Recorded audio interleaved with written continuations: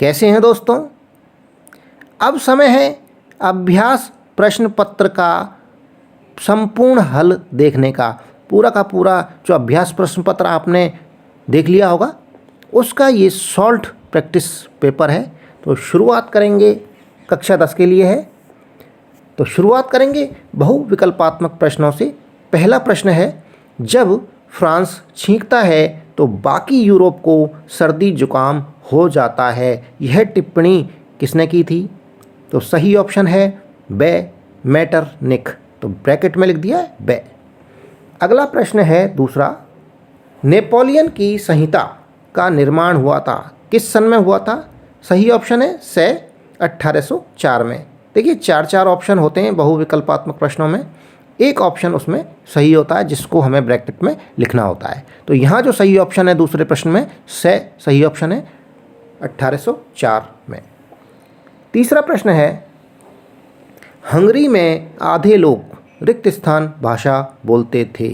तो 4 ऑप्शन दिए गए हैं, इनमें सही ऑप्शन है मैग्यार। हंगरी में आधे लोग मैग्यार भाषा बोलते थे। चौथा प्रश्न है, यंग इटली की स्थापना रिक्त स्थान ने की थी। तो यंग इटली की स्थापना की थी ज्यूसेपी मैत्सनी ने। सही ऑप्शन है द। तो चौथे प्रश्न में ब्रैकेट में आ गया द। अब आ गए रिक्त स्थानों की पूर्ति कीजिए। तो 5वां प्रश्न है, रिक्त स्थान की पूर्ति करना है।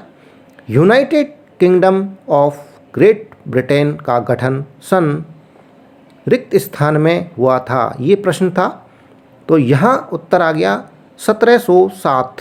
जो सन आएगा लाल रंग में जो लिख दिया है इसमें, ये 1707, ये रिक्त स्थान की पूर्ति हो गई। अब है छठा प्रश्न, जर्मनी के एकीकरण में बिस्मार्क की प्रमुख भूमिका थी। तो रिक्त स्थान जो था यहाँ पर, ये है, इसमें आ जाएगा बिस्मार्क। 7वां प्रश्न है, रिक्त स्थान में यूनान को एक स्वतंत्र राष्ट्र की मान्यता मिली। तो कौन से सन में मिली थी यूनान को स्वतंत्र राष्ट्र की मान्यता? सन 1832 में। अब आ गए हैं अति लघुत्तरात्मक प्रश्न। 8वां प्रश्न है, मारियन कौन थी? अब मारियन कौन थी, इसका उत्तर यहाँ पर दे रखा है। फ्रांसीसी क्रांति के दौरान कलाकारों ने स्वतंत्रता, न्याय तथा गणतंत्र जैसे विचारों को व्यक्त करने के लिए नारी रूपक का प्रयोग किया था। मारियन इसी का ही नाम था। फ्रांस में इसी नारी रूपक को लोकप्रिय ईसाई नाम मारियन दिया गया। ये नारी का रूप इन्होंने प्रयोग में लिया था, इसी को ही मारियन नाम दिया गया था। 9वां प्रश्न है, निरंकुशवाद का अर्थ स्पष्ट कीजिए।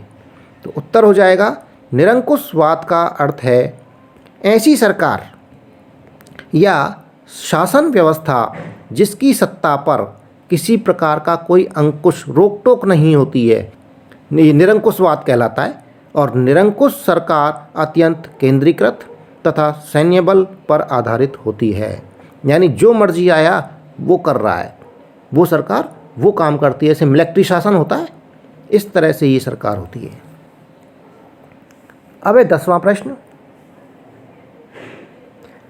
जनमत संग्रह का अर्थ स्पष्ट कीजिए। तो उत्तर हो जाएगा जनमत संग्रह का प्रत्यक्ष मतदान के माध्यम से एक क्षेत्र के सभी लोगों से किसी प्रस्ताव को स्वीकार अथवा अस्वीकार करने के लिए पूछा जाता है, इसी को ही जनमत संग्रह कहते हैं। इसी के साथ में ये सॉल्ट प्रैक्टिस पेपर का वीडियो समाप्त हुआ। जो चैनल पर नए हैं वो चैनल को सब्सक्राइब ज़रूर कर लें, और वीडियो पसंद आ रहा है तो वीडियो को लाइक ज़रूर करें।